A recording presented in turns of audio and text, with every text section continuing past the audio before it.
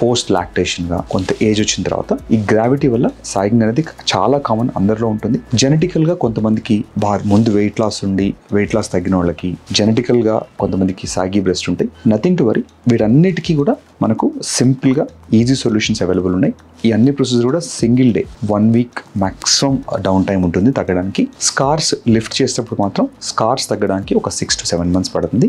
Implant alone, only breast implant అయితే మనకు యూజువల్గా 3-4 daysలోనే మనకు అది కంప్లీట్ హీల్ అయిపోతుంది. స్కార్ కూడా ఆల్మోస్ట్ మనకు 4-5 months తర్వాత కనపడుతుంది. సో బ్రెస్ట్ సంబంధించిన కనుక మీకు అలాంటి ఇష్యూస్ ఏమైనా ఉంటాయి, మన రీడిఫైన్ కస్టమర్ కేర్ కానీ లేదంటే మీ నియరెస్ట్ ప్లాస్టిక్ సర్జన్ కానీ కన్సల్ట్ అవ్వండి. దాని గురించి ఎటువంటి కంగారు పడాల్సిన అవసరం లేదు. దానికి చాలామంది కొన్ని రకాల ఆయిల్స్ వాడటం కానీ లేదంటే టాబ్లెట్స్ వాడటం చేస్తూ ఉంటారు.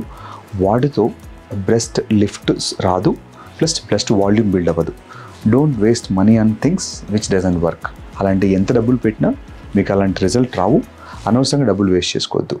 యాక్సెప్ట్ ఫస్ట్ ఆఫ్ ఆల్ ఈ ప్రొసెస్ అని కూడా కాంప్లిమెంటరీ ప్రొసెస్. మనకు ప్రొసీజర్ చేయనంత మాత్రాన మనకి ఎటువంటి ఇబ్బంది లేదు. చేసుకుంటే మాత్రం go for a standard procedure. ఒక్కసారి ఈ ప్రొసీజర్ చేసిన తర్వాత దీని రిజల్ట్స్ చాలా లాంగ్ లాస్టింగ్ ఉంటాయి. ఎందుకంటే ఫీడింగ్ ఆల్రెడీ అయిపోయింది కాబట్టి మళ్ళీ బ్రెస్ట్ వాల్యూమ్లో చేంజెస్ ఉండవు కాబట్టి ఈజీగా ఒక 15-20 years రిజల్ట్స్ కరెక్ట్గా ఉంటాయి కాబట్టి.